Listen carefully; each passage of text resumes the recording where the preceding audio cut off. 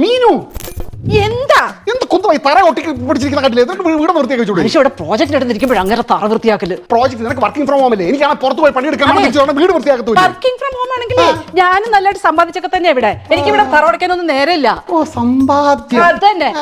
അതെ, എന്റെ അമ്മ പണ്ട് സർക്കാർ ജോലി ചെയ്ത് രാവിലെ പശുവിനെ നോക്കും, വീട്ടിലെ കാര്യം നോക്കും, അച്ഛന്റെ കാര്യം നോക്കും, പിള്ളേരുടെ കാര്യം നോക്കിട്ടാ പോകുന്നത്. അറിയോ? വല്ലപ്പോഴേ തറയൊക്കെ ഇരുന്ന് തുടച്ചു കഴിഞ്ഞാൽ ആ വയറെങ്കിലും ഒന്ന് കുറയും. എന്തായാലേ അത് നിങ്ങൾ ഉടക്കുന്ന എനിക്ക് നല്ലത്. എനിക്കൊന്നും അറിയണ്ട, വീട് വൃത്തിയായിരിക്കണം. എന്താ എന്തെങ്കിലും ആവട്ടെ, നിങ്ങൾക്ക് ഇപ്പൊ തറ വൃത്തിയായിട്ട് കിടക്കണം. എന്നെ കൊണ്ട് പറ്റത്തില്ല, പക്ഷെ ഞാൻ അതിനൊരു വഴി ഉണ്ടാക്കി തരാം. പോരെ? പുതിയ വേലക്കാരിയായിരിക്കും. ഓക്കെ,